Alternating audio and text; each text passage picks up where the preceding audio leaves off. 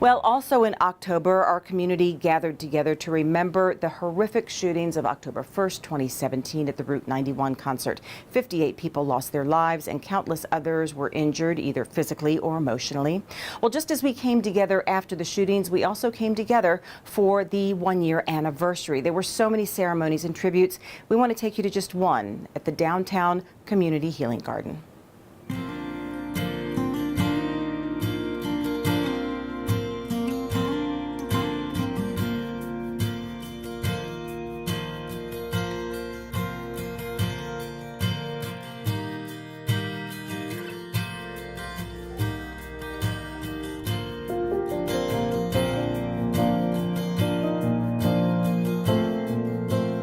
Before the ceremony, before the sunset, the Community Healing Garden was already filled with people who came to see some of the more permanent additions.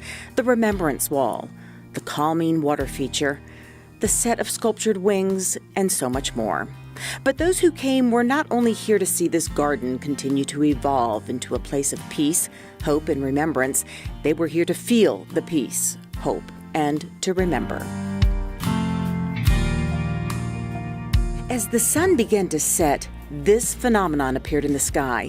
Instead of rain, as expected, this unexpected sight, which many, including our Mayor Carolyn Goodman, took as a sign that we're not alone in our healing, and we must honor those 58 lives lost by living our lives with meaning. Tonight is giving thanks to a higher power. We know it was to rain. We saw the sign in the sky. We're a blessed community, and each one of you who has another day in life, whether it was from 1 October or from this day moving forward, be thankful and make it meaningful. City Attorney Brad Jerbick emceed the ceremony. One of his own friends and city co-workers, Cameron Robinson, was killed at the Route 91 concert shooting. He echoed our mayor's feelings. The only way evil wins if we let it destroy us. Let us agree tonight and forever and never let evil win or break us. Let the 58 souls whose names appear in the beautiful wall behind me, let's honor them by not just surviving, but by devoting our lives to making this a better world. Brad was instrumental in helping this garden come to fruition. Throughout the ceremony marking the one-year anniversary and the rededication of the wall, many spoke of the community effort that went into creating this garden.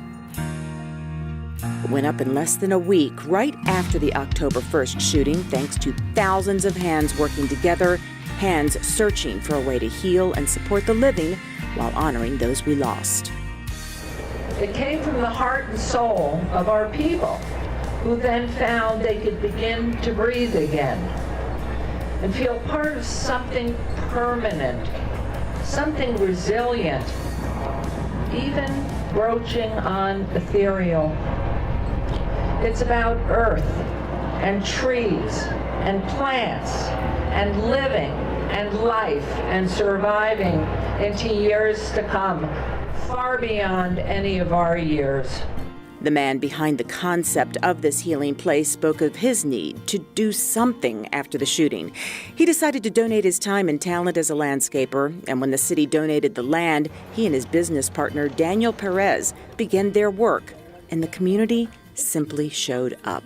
People from across the city, from across the country, and the world came together on this empty piece of desert to plant the Las Vegas Community Healing Garden. Instead of retreating into fear, we as a community stepped forward.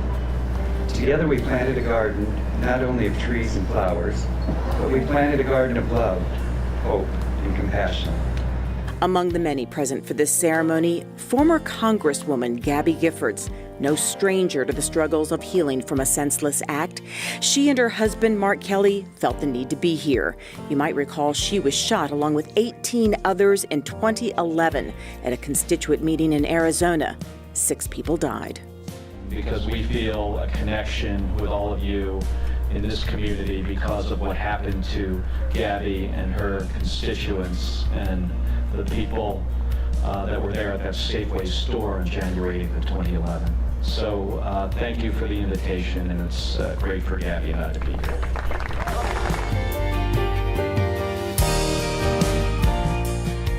The evening ended with white roses being left at the wall by Mayor Carolyn Goodman, Governor Brian Sandoval, and many others, including some who traveled far to be here to remember and honor the 58 who could not.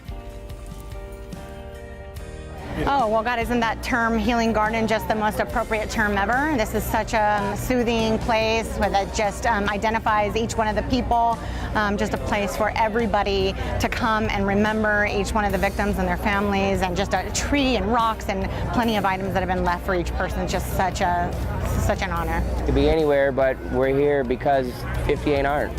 You know, we're here for them.